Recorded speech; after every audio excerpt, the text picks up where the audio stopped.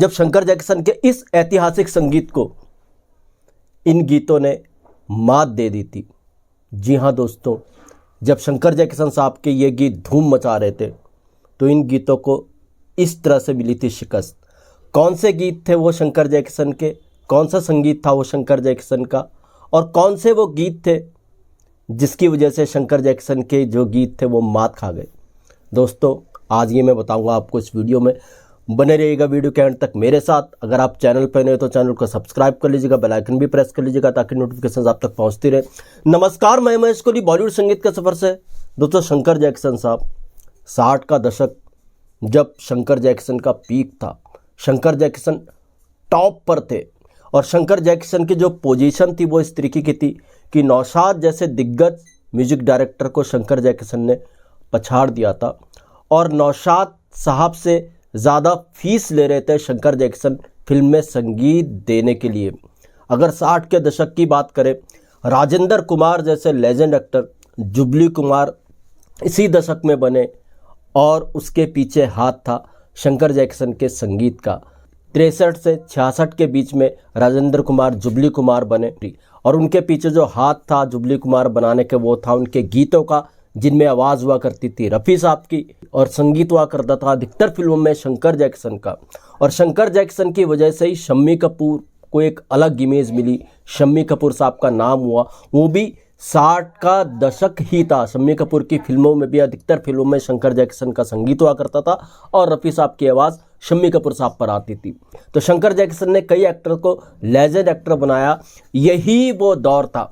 मगर इसी दौर में कुछ ऐसा हुआ दोस्तों कि नए संगीतकारों से शंकर जैक्सन थोड़ा मात खा गए थे और वो संगीतकार जो थे वो शंकर जैक्सन ही को फॉलो किया करते थे। जी हाँ, मैं बात कर रहा हूँ लक्ष्मीकांत प्यारेलाल साहब की।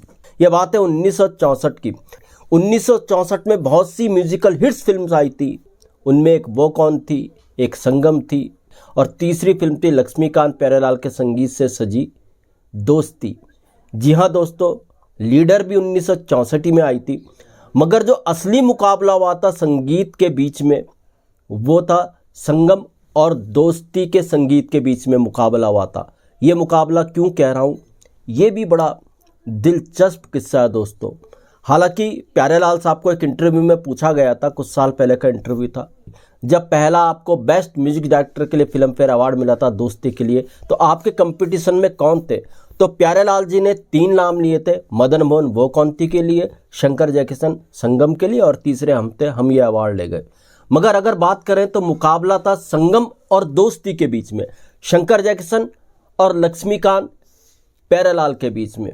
संगम के गीत 1964 में धूम मचा रहे थे, हालांकि वो कौन-थी के गीत भी सुपर डुपर हिट थे, मगर संगम के गीतों की बात ही कुछ और थी। लोगों के सर चढ़ के बोल रहे थे संगम के गीत, बोल राधा बोल संगम होगा कि नहीं, मैं का करूँ राम मुझे बुढ़ा मिल गया।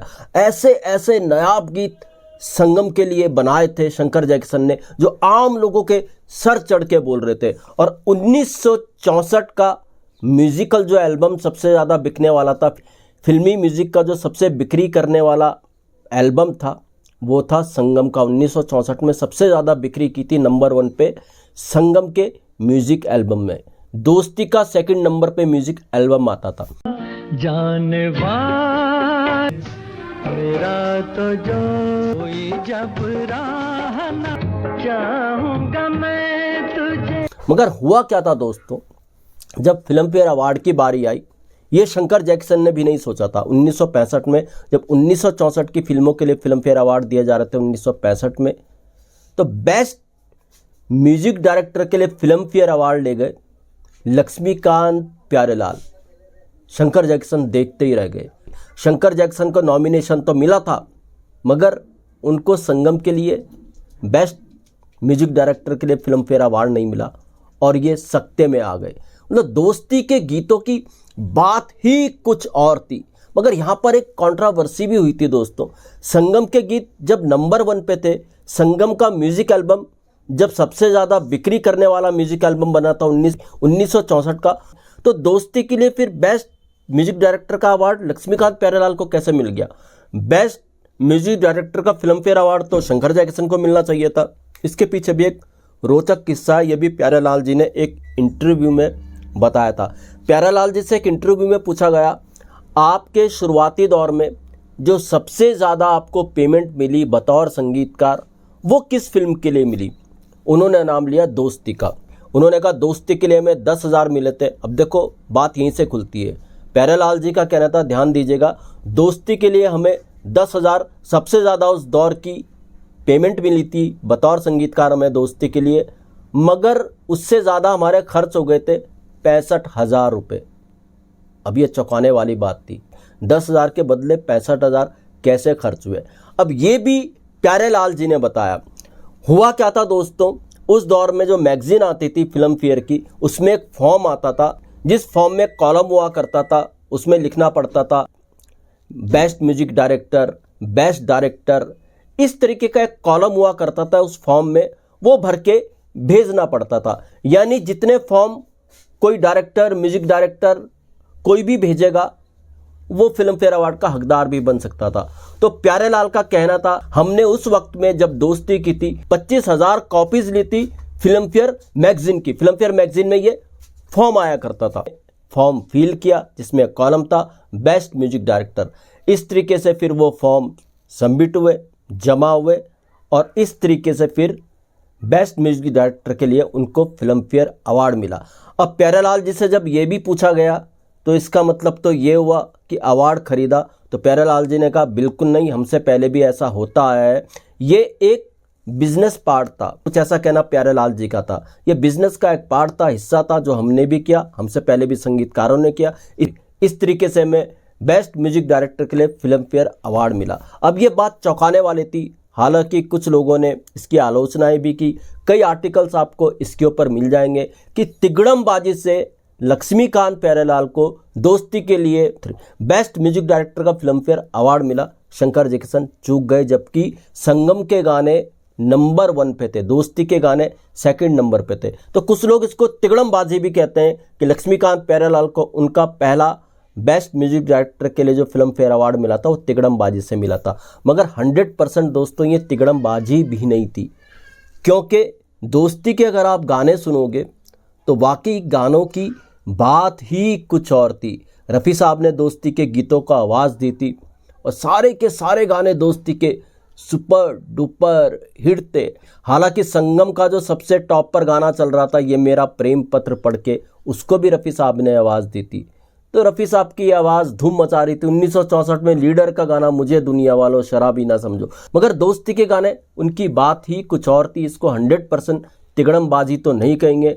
दोस्ती में काफ़ी मेहनत की थी लक्ष्मीकांत प्यारेलाल ने, और कहते हैं राजश्री प्रोडक्शन की जो दोस्ती थी, पहले कोई उसको बड़ा संगीतकार नहीं कर रहा था। ताराचंद बरजात्या ने बहुत मेहनत की, कोई और संगीतकार, बड़ा संगीतकार दोस्ती में संगीत दे, मगर जब इसकी स्टार कास्ट देखी बड़े म्यूजिक डायरेक्टर्स ने, तो उन्होंने खुद मना कर दिया कि दोस्ती में वो संगीत नहीं देंगे। तो मजरूह सुल्तानपुरी साहब ने सजेस्ट किया लक्ष्मीकांत प्यारेलाल का नाम ताराचंद बरजात्या को कि ये लड़के अच्छा काम कर रहे हैं, आप इनको दोस्ती के लिए कंफर्म कीजिए। इस तरीके से लक्ष्मीकांत प्यारेलाल दोस्ती के अंदर आए, दोस्ती का संगीत सुपर डुपर हिट। उसके बाद तो फिर लक्ष्मीकांत प्यारेलाल ने पीछे मुड़ के नहीं देखा। यही वो दौर था, शंकर जैकिसन के दौर में ही Laxmikant Pyarelal top music director बने थे। जी हाँ, ये भी बात सच है। बहुत से कारण थे दोस्तों। शंकर जैकिसन महंगे म्यूजिक डायरेक्टर थे उस दौर में, लक्ष्मीकांत प्यारेलाल सस्ते में संगीत दे रहे थे और सुपर डुपर हिट संगीत दे रहे थे। इसलिए भी लक्ष्मीकांत प्यारेलाल डायरेक्टर्स, प्रोड्यूसर्स की उस समय पहली चॉइस बन गए थे। बहुत सी फिल्में 60 के दशक में लक्ष्मीकांत प्यारेलाल ने की जो सुपर डुपर हिट रही, उसमें मिलन भी है, उसमें जीने की राह भी है, खिलौना जैसी फिल्में इसी दौर में लक्ष्मीकांत प्यारेलाल ने की, फर्ज जैसी फिल्में, और इनका संगीत जो था गजब का था, कमाल का था। एक और फिल्म में भूल रहा हूँ, आए दिन बाहर के, जहाँ से लक्ष्मीकांत प्यारेलाल को बड़े बजट की फिल्मों वाला संगीतकार कहा जाने लगा, वो थी आए दिन बाहर के। शायद ये फिल्म पहले शंकर जैकिसन को ऑफर हुई थी, मगर शंकर जैकिसन ने प्राइस इतने बता दिए थे, बाद में फिर इस फिल्म के लिए लक्ष्मीकांत प्यारेलाल को लिया गया।